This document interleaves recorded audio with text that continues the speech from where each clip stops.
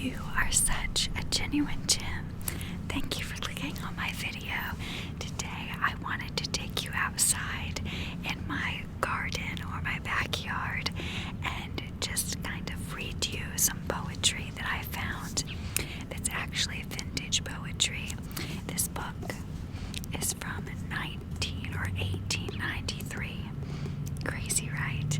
It's super vintage, and my grandparents actually gave it to me because they know I love poetry. But some of the words are definitely going to be hard to say and just, to figure out what they were trying to say. I just thought that I would read outdoors to you today in case you're unable to get outside or if you just need a breath of fresh air. So this is called Green Fields and Running Brooks, which my name's Brooke, so I love that, but it is by Jacob Whitcomb Riley. And it actually says in here, it was made in Indianapolis, the Bow and Merrill Company in 1893. So we're going to be reading from this today, and I hope this calms you. I hope that the wind and the birds and just the natural outdoor sounds aren't too distracting, but I think it can also just be part of it if you just, take it in as if you were sitting outside reading with me. So, yeah, let's get into this book.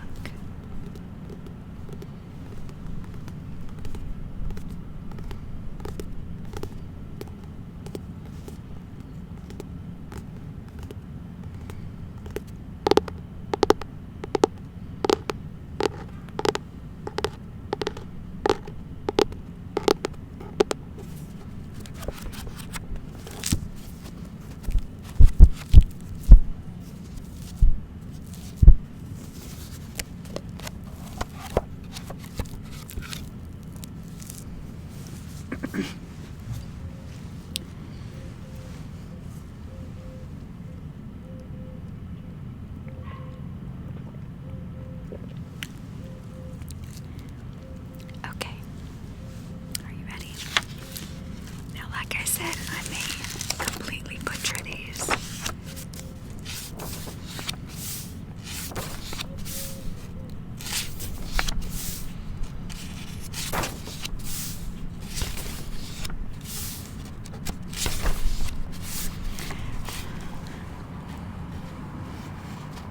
A country pathway. I come upon it suddenly, alone. A little pathway winding in the weeds that fringe on the roadside, and with dreams my own, I wander as it leads. Full wistfully along the slender way, through summer tan of freckled shade and shine, I take the path that leads me as it may, its every choice is mine. A chipmunk or a sudden whirling quail is startled by my step as I on fare. A garter snake across the dusty trail glances and is not there. Above the arching jimson weeds flare twos and twos of shallow yellow butterflies, like blooms of lorn primroses blowing loose when autumn winds arise. The trail dips, dwindles, broadens then, and lifts itself astride a crossroad dubiously, and from the fennel marge beyond it drifts, still onward, beckoning me. And though it needs must lure me miles on miles out of the public highway, still I go. My thoughts so far in advance in Indian file allure me even so. Why, I am the long-lost boy that went at dusk to bring the cattles to the bars, and was not found again, though heaven lent his mother all the stars, with which to seek him through that awful night. Oh, years of night is vain. Stars never rise, but well might miss that glitter in the light of tears and mother's eyes. So on with quickened breaths I follow still, my ovent courier must be obeyed. Thus I am led, and thus the path at will invites me to invade.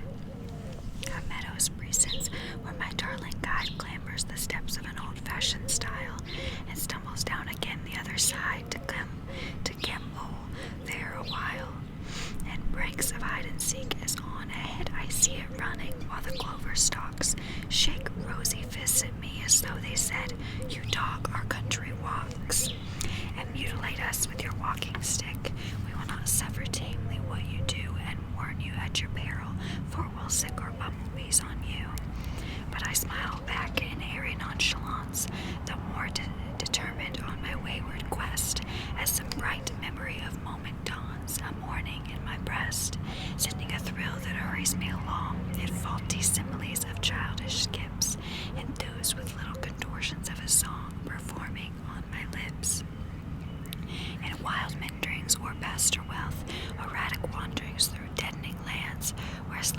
branches, plucking me by stealth with berries in my hands. The path climbs a boulder, wades a slough, rollicking through buttercups and flags, goes gaily dancing o'er a deep bayou on old tree trunks and snags, or at the creek leads o'er a limpid pool upon a bridge the streams itself is made, with some spring of freshet for the mighty tool that its foundation laid.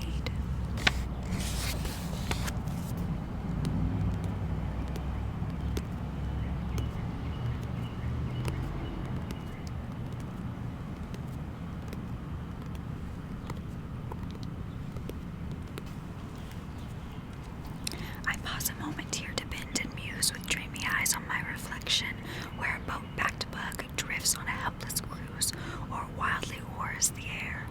As dimly seen, the pirate of the brook, the pike whose jaunty hulk denotes his speed, swings pivoting about with wary look of low and cunning greed, till, filled with other thought, I turn again to where the pathway enters in a realm of lordly woodland under severn rain, of towering oak and elm. The Puritan quiet here reviles the almost whispered warble of the hedge, and digs a locust rasping voice, and files the silence to an edge.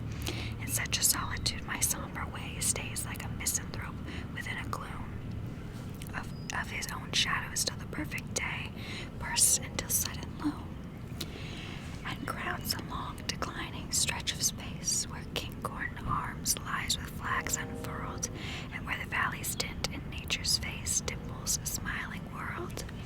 And lo, through mists that may not be dispelled, I see an old farm homestead as in dreams, where, like a gem in costly setting out, the old log cabin gleams.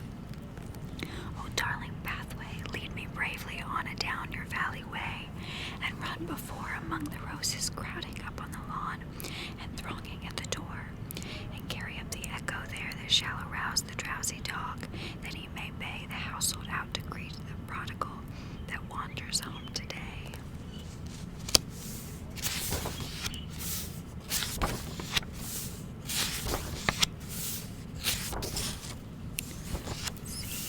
Which one do I want to do next? Let's do the homegoing. We must get home, for we have been away so long it seems forever and a day, and oh, so very homesick we have grown. The laughter of the world is like a moan, and our tired hearing and its songs is vain. We must get home, we must get home again. We must get home, it hurts so staying here, where fond hearts must weep out tear by tear, and where to wear wet lashes means at best, when most our lack, the least our hope of rest. When most our need to joy, the more our pain. We must get home, we must get home again. We must get home, all is so quiet there. The touch of loving hands on brow and hair. Dim rooms wherein the sunshine is made mild. The lost love of a mother and the child, restored in restful lullabies of rain. We must get home, we must get home again. We must get home, whereas we nod and drowse. Time humors us and tiptoes through the house, and loves us best when sleeping baby-wise, with dreams, not tears, brimming our clenched eyes. Pure dreams that know not taint nor earthly stain. We must get home, we must get home again. We must get home, and unremembering there, all gain of ambitions otherwhere. Rest from the feverish victory, and the ground of conquest whose waste glory weighs us down. Fame's fairest gifts we tossed back with disdain. We must get home, we must get home again.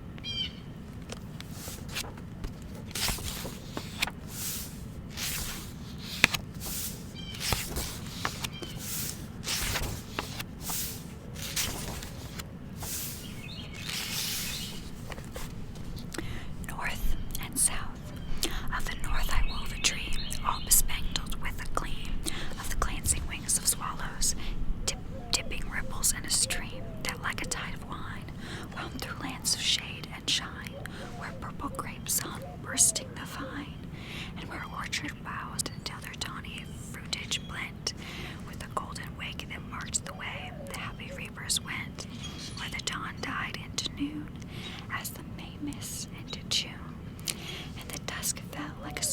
peace and swoon.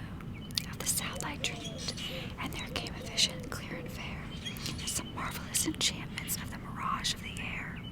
And I saw the bowed trees with their lavish draperies hang heavy o'er the moon-washed cypress knees.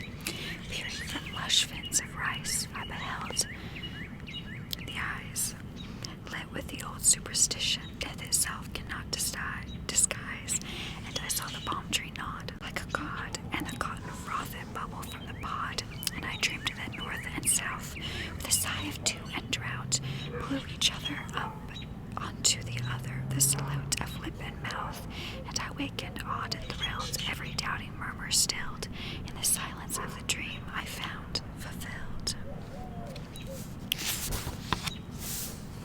These are very hard to read, and definitely more like Shakespearean than anything I read today, so I'm so sorry if I butchered it. Get a drink. I have some pink lemonade here.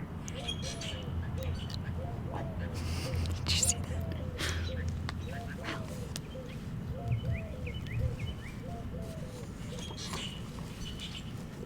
Oops. Just got it everywhere, no big deal.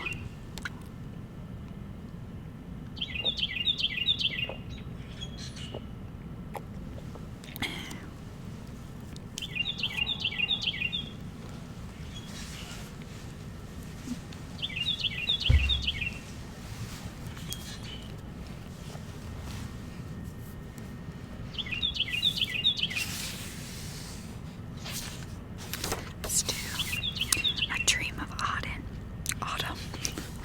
Mellow hazes slowly trailing over wood and meadow veiling, somber skies with wildflowers sailing, sailor-like to foreign lands, and the north wind overleaping, summer's brink and flood-like sweeping, wrecks of rose where the weeping willows wring their helpless hands, flared like titan torches flinging, flakes of flame and ember springing.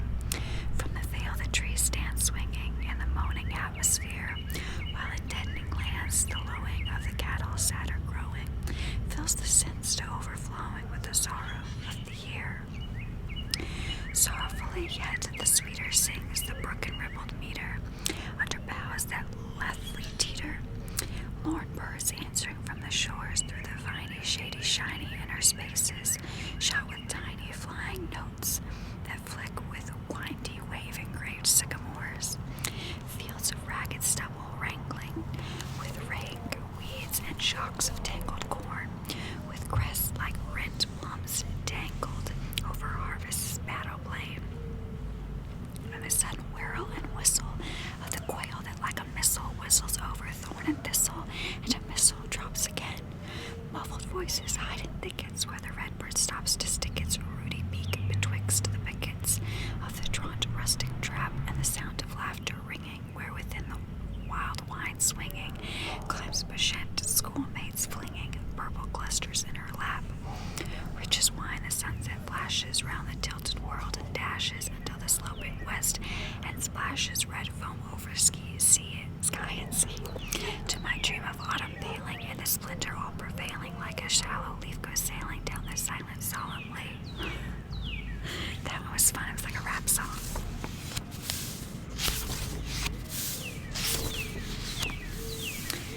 Home at night, when chirping crickets faint your cry and pale stars blossom in the sky, and twilight's gloom has dimmed the bloom and blurred the butterfly.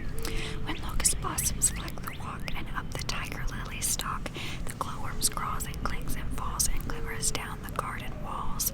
When buzzing things with double wings of crisp and ravish flutterings go whizzing by so very nigh, are one things of fangs and stings. Oh, then within is still the din of grim she rocks the baby in, and heart and gate and latches weight are lifted, and the lips of Kate.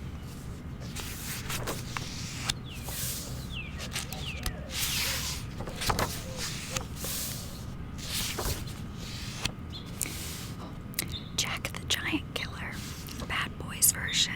It literally says, can you see that? Bad Boys version.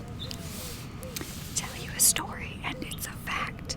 Was a little boy named Was Jack, and he had a sword and buckle and strap, making macked of gold and a visible cap.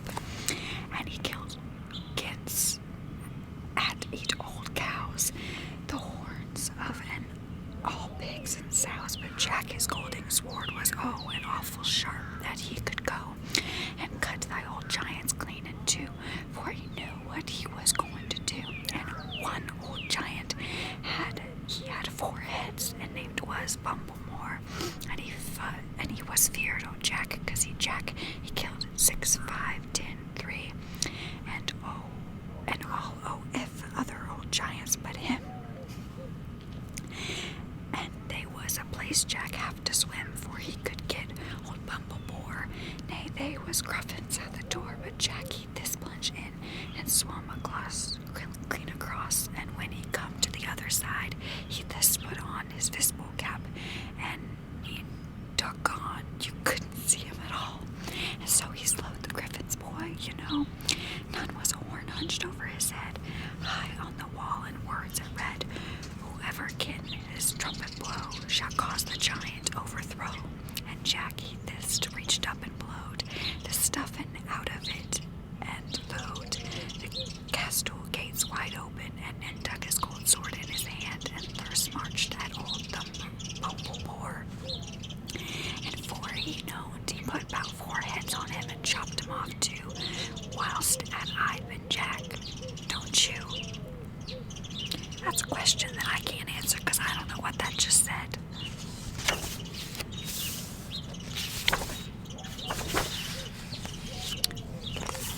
This one is, while the music played, it was but a dream I had when the musician played. And here the sky, and here the glad old ocean kissed the glade, and here the laughing ripples ran, and here the roses grew, that threw a kiss to every man that voyaged with the crew. Our silken sails and lazy foils dropped in the breathless breeze, and o'er a field of marigolds our eyes swam over the seas, while here in the eddies lisped and burled around the island's rim, and up from the underworld we saw the mermen swim. It was dawn and middle day and midnight for the moon. Silver rounds across the bay had climbed the skies of June, and there the glowing, glorious king of day ruled over his realm, with stars of midnight glittering about his diadem. The seagull reeled on a languid wing in circles round the mast.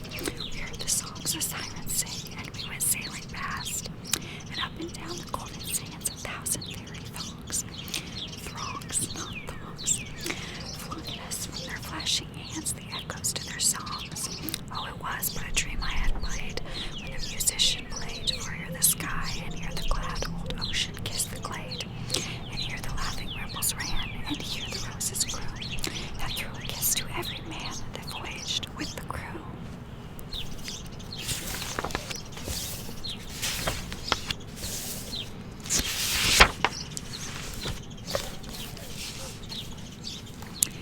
To hear her sing, to hear her sing, to hear her sing, it is to hear the birds of spring, and dewy grows on blooming sprays pour out the blithous round delays. It is to hear the robin trill at morning, or the whippoorwill at dusk when the stars are blooming. To hear her sing, to hear her sing, to hear her sing, it is to hear the laugh of childhood ringing clear. In woody path or grassy lane, our feet may never fare again. Faint far away as memory dwells, it is to hear the village bells. At twilight as the drawn tears, the may sting home with smiles and tears. Such joy it is to hear her sing. We fall in love with everything. The simplest things to every day grow lovelier than words can say. The idle brooks that burl across the gleaming pebbles and the moss. We love no less than classic streams, the Rhines, the Arnos of our dreams. We hear her sing with folded eyes. It is beneath the Vietnam skies to hear gondoliers refrain, or troubadours of sunny Spain. To hear the bulbul's voice that shook the throat and thrilled for La La Rook.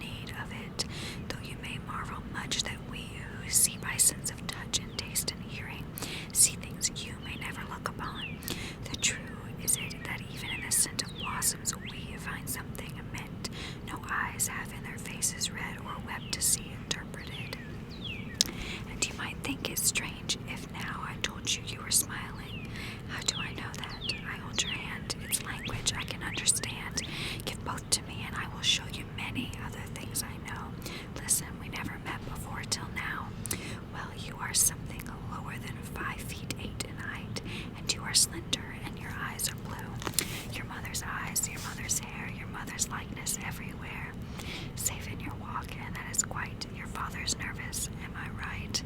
But have neglected everything of vocalism, though you may still thrum on the guitar and play a little on the violin. I know that by the callus in the fingertips of your left hand, and by the by, though nature planned you as most men you are, I see left-handed too. The mystery is clear, though your right arm has been broken to break the left one in, and so you see, though blind of sight, I still have ways of seeing quite too well for you to sympathize excessively with your good eyes, though once perhaps to be sincere within the whole asylum here. From cupola to basement hall, I was the blindest of them all.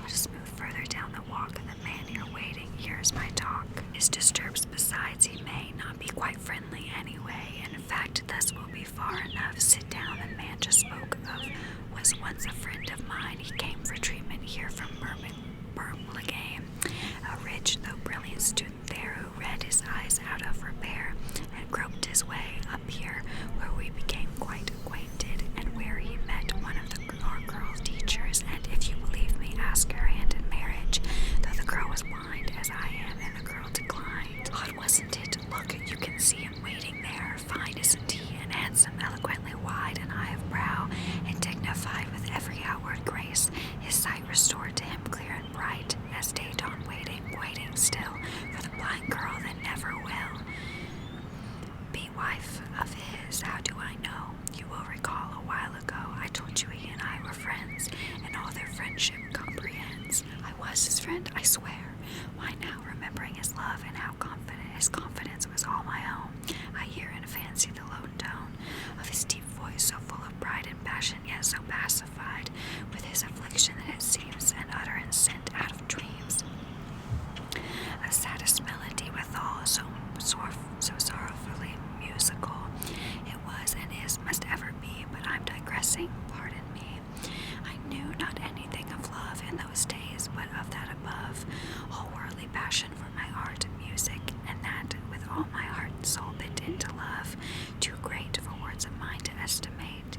And though among my people she, whose love my friend saw came to me, I only knew her fingers touch, because though ordered overmuch in simple scales, and needs must be untangled almost constantly, she was bright in other ways, and quick of thought with ready blaze of wit, and with a sweet voice as sweet to listen to as one might meet in any oratoro, I don't know the word.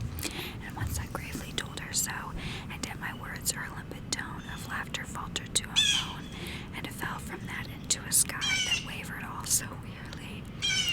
Then I, without the tear that crept between the keys, had known she wept, and yet the hand I reached for then she caught away and laughed again.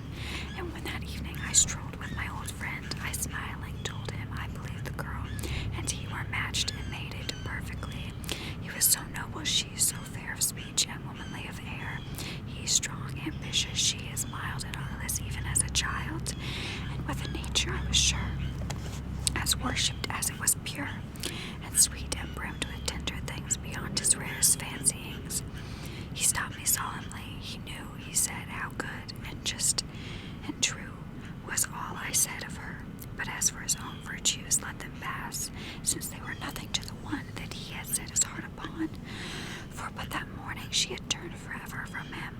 Then I learned that for a month he had delayed his going from us with no aid of hope to hold him, being still forever a firm denial, till not even in his new-found sight he found one comfort or delight. And as his voice broke there, I felt the brother heart within me melt, and warm compassion for his own that throbbed so utterly alone. And then a sudden fancy hit along my brain, and coupling it with a belief that I indeed might help my friend in this great need, I warmly said that I would go myself if he decided so, and see for her for him that I knew my pleading would be listened to most seriously, that she should love him, listening to me. Go, bless me. And that was the last time his warm hand shut fast within my own, so empty sense that the remembered fingerprints I've kissed 1,000 times, and wet them with the tears of all regret. I know not how to rightly tell how fared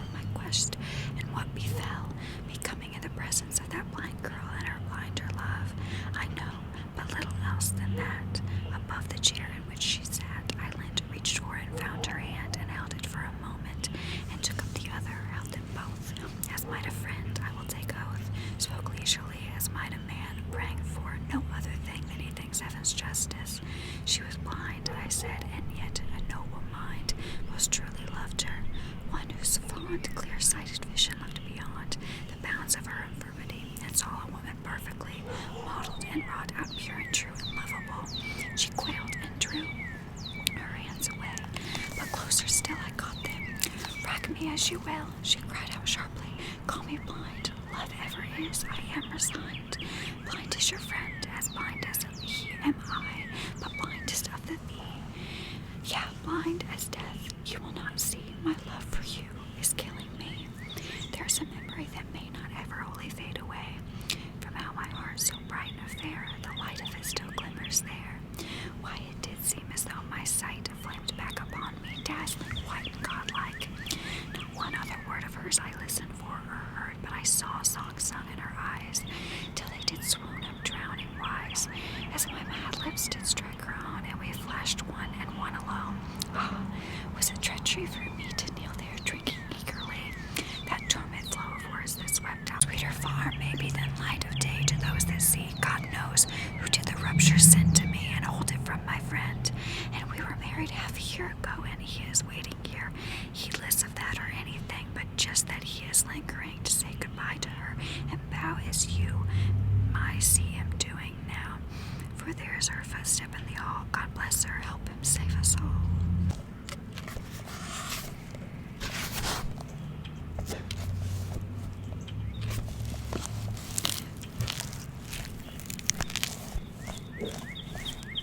I sowed loved ones when death came by. I hid away my face, and all my sweetheart's dresses she undid to make my hiding place. The dread shade passed me thus unheeding, and I turned me then to calm my love, kissed down her shielding hand, and comfort her again. And lo, she answered not, and she did not sit, all fixedly with her fair face and the sweet smile of it, in love with death, not me.